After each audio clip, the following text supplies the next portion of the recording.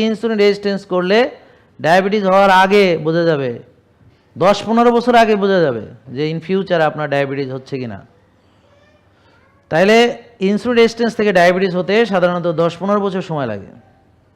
তাহলে একটা লোক যদি, যার ডায়াবেটিস নাই, সে যদি দেখে তার হোমায়ার বেশি, তখন সে সতর্ক হবে। তারপর সে এমনভাবে খাওয়া দাওয়া চলাফেরা করবে যে তার হোমায়ার ভালো হয়ে যাবে, 1 হয়ে যাবে। তাহলে হোমায়ার কত থাকলে ভালো? 1। আর তার কোষের ওভারলোড ভালো হয়ে যাবে, তখন তার ডায়াবেটিস তো হবেই না, আর যে হওয়ার সম্ভাবনা ছিল সেটাও থাকবে না। তার মানে ডায়াবেটিস হওয়ার কথা তার, কিন্তু সে আগেই সতর্ক হলো এবং নিরাপদ হয়ে গেল, হলো না। ধরেন আপনার এখন ঘূর্ণিঝড়ের একটা সতর্ক সংকেত, তা এখন ঘূর্ণিঝড় শুরু হয়নি এখনও, কিন্তু সতর্ক সংকেত দিছে, ওরা বাড়িঘর সাইডে চলে গেছে। তা এখন ঘূর্ণিঝড় হয়েছে ঠিকই, কিন্তু কেউ মারা যায় নাই, কারণ ওরা আগেই এলাকা ত্যাগ করছে। কিন্তু যদি সংকেত না পাইতো, তারপর ঘূর্ণিঝড় হইতো, মানুষ মারা যাইতো, ডুবে যাইতো, কত কি হইতো, প্রাণহানি হইতো নাকি।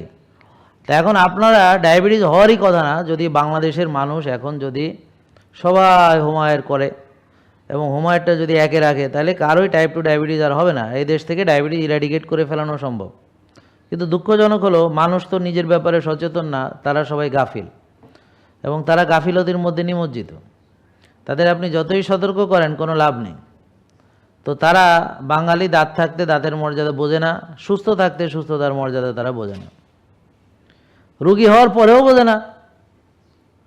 বহুদিন ধরে ওষুধ খাচ্ছে, ভালো হচ্ছে না, তাও খেয়েই যাচ্ছে, বোঝে না যে এটা কি করতেছি আমি। তাহলে দেখেন, আপনার যদি কোষের ওভারলোড থেকেই যায় এবং আপনি যদি ওষুধ খেতেই থাকেন, তাহলে কি ডায়াবেটিস ভালো হয়ে যাবে? যাবে না। জেকে লাইফস্টাইল লিমিটেড, ওষুধ মুক্ত সুস্থ জীবন।